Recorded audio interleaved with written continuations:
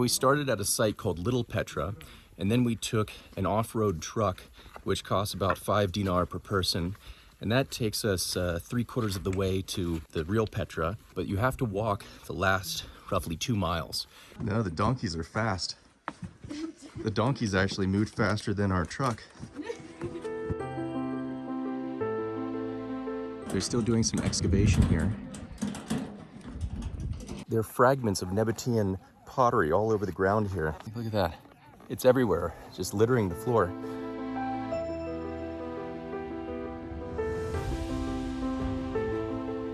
Juliet and I are going to walk a little closer to see the monastery. Right here. It's hard to capture the scale of this. It's really huge. And they normally compare this to the Treasury, but the monastery is actually about 2 or 3 times as large. And just in case you're hungry or you need some water or Wi-Fi, they have a little restaurant right here in front of the monastery. This place is. Here you can see the natural cliff, and it's been carved all the way back here so they could get enough height.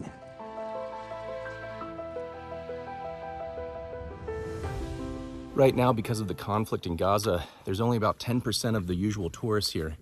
Normally they would have 4,000 to 5,000 tourists per day, and now they have less than 400. So along this trail, there would typically be Bedouins selling coffee and water and snacks, but most of those are closed because there's just not enough tourists here to support them. So more people need to come here to Jordan and see Petra.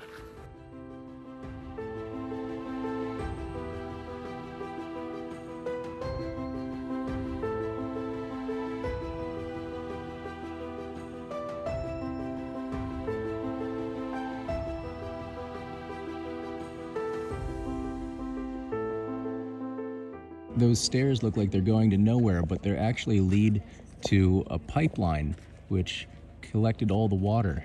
These water channels were carved and have a slope of about 4 degrees, which is just enough for the water to flow, but it doesn't lose much altitude over a long distance.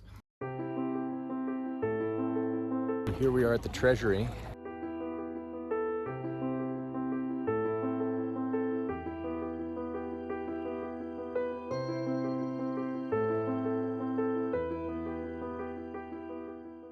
You can see the scale from the size of Lily and Juliet. The original entrance is actually about 20 feet deep.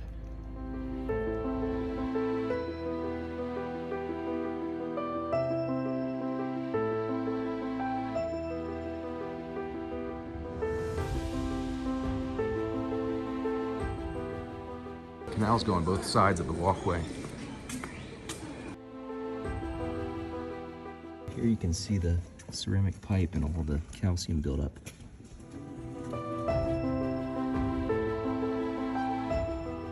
I thought it was interesting that you see the Bedouin men wearing eyeliner, and it's for the same reason that American football players put black paint under their eyes to prevent glare, because before sunglasses were invented, it was the only way really to deal with the intensity of light here in the desert.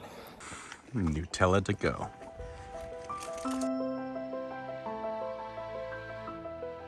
We went in reverse from the normal direction that people see Petra, but this is at the exit for us, or normally the entrance. This tomb has 4 pyramids at the top, which represent the 4 people that were buried there. And it's just before you go in to the canyon, which leads to the Treasury. The Nabatean civilization existed from about 600 BC, and then they were conquered by the Romans in the year 106 AD.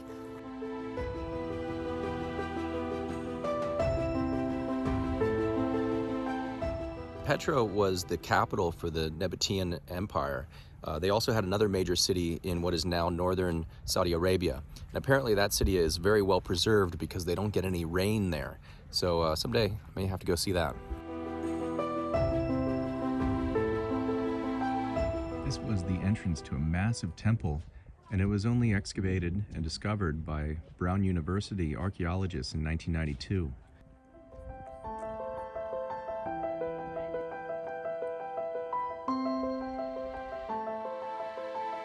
There's a Swiss explorer that's given credit for rediscovering Petra in 1812, but in reality there were Bedouin people living in all these dwellings for hundreds of years. And then in 1985, when Petra became a UNESCO World Heritage Site, they were moved into Wadi Musa, the local town.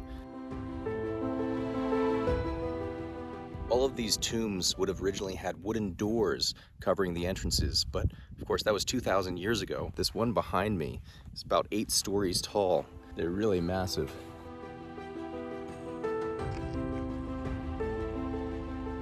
It is far from the gate of Petra, around 6 kilometers. So the visitors who come through the canyon, they need to walk 4 kilometers and then they have to climb the 900 stairs in order to see this monument. Now, we have 2 theories about this monument. Some archaeologists believe that this monument was used as a royal tomb. The Romans and the Greeks, ancient times, cremated their bodies. And after they cremated the bodies, where did they keep the ashes? In an urn, in the earth. So the Nabateans took the influence from the Romans to till, and there is at the Treasury there is something similar to this. So they used it, they took the influence from the Romans to till or to show or as a sign that the monument was a tomb. We do not know whether the monument was used as a temple or a tomb. Okay, so both theories will be available till they find evidence. Now, the Nabatean way of carving is this way. They carved all their tombs from the top to the bottom. I will explain it my way. If I give you a chisel and a hammer, do you go like this?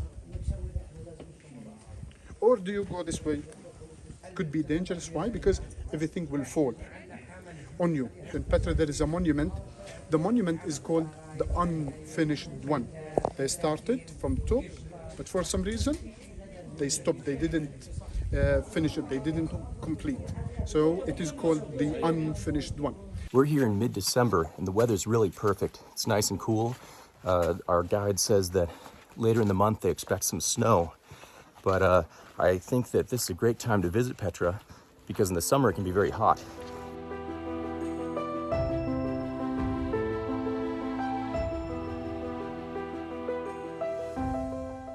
What was the main function?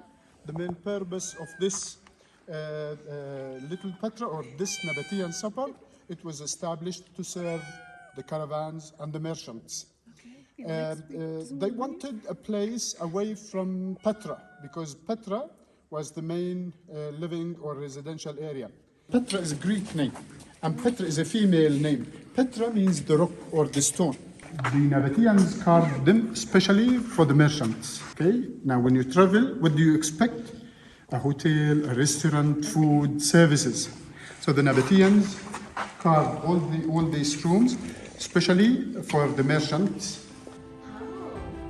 It's majestic. We do have in Petra 4 or maybe 5 different colors: red, white, blue, yellow, green.